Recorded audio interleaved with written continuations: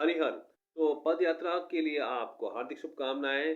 काशी से करौली शंकर की पद यात्रा के बारे में मैं आपको दे रहा हूँ जानकारी। पदयात्री मैं रह चुका हूँ, इसलिए मुझे पता है कहाँ जाना है, कैसे जाना है। दशाश्वमेध घाट आप पहुँच चुके हैं। काशी जंक्शन से ऑटो लिया आपने, 20 रुपए में आप दशाश्वमेध घाट का ऑटो पकड़ते हैं। फिर वहाँ से करीबन 400-600 मीटर चलना है आपको और आप पहुँचते हैं घाट पर। फिर घाट पर आपने स्नान किया और आपने काशी विश्वनाथ मंदिर और विशाल आंखों वाली पार्वती माता के मंदिर में भी स्नान कर लिया। अब क्या करना है आपको? अब ध्यान से सुनिए।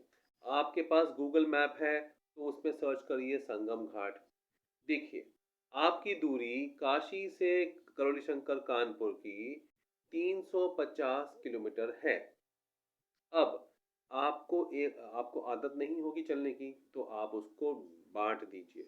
पहला है कि 120 किलोमीटर पे आएगा संगम घाट, तो हमने 3 भाग में बाँट दिया। पहला भाग है संगम घाट, 120 किलोमीटर, है ना? तो अब आधा से थोड़ा ज़्यादा ही है, 1 तिहाई से ज़्यादा हो जाएगा और आराम से चलना है। 3 या 4 दिन लगेंगे तो सही है और 120 किलोमीटर है।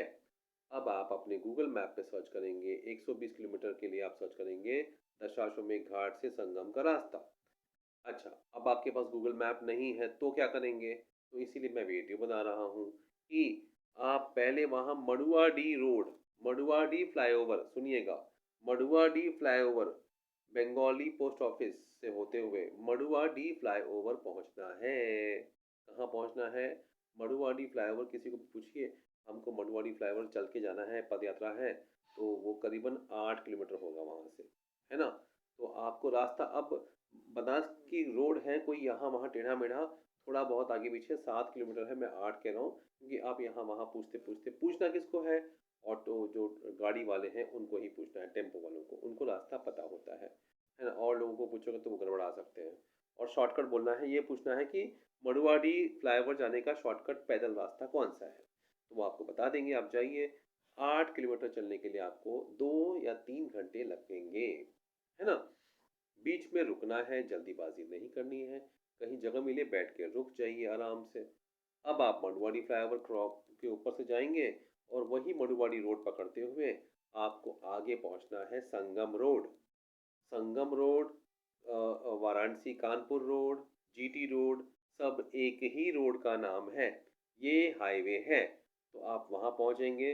जैसे ही आप वहाँ पहुँचेंगे समझिए अब आपको रास्ता पूछने की ज़रूरत नहीं पड़ेगी, क्योंकि अब आपको हाईवे पकड़ के सीधा ही कानपुर तक जाना है ना?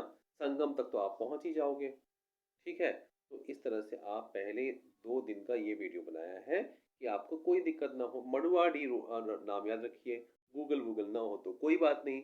मडुआडीह रोड याद रहेगा, मडुआडीह स्टेशन आता है वहाँ पे, मडुआडीह, और ये आपको पहले पहुँचना है और उसके बाद ही आप आगे जीटी रोड पहुँचेंगे, फिर वहाँ से आप आगे रवाना हो जाएँगे। आपकी यात्रा मंगलमय हो।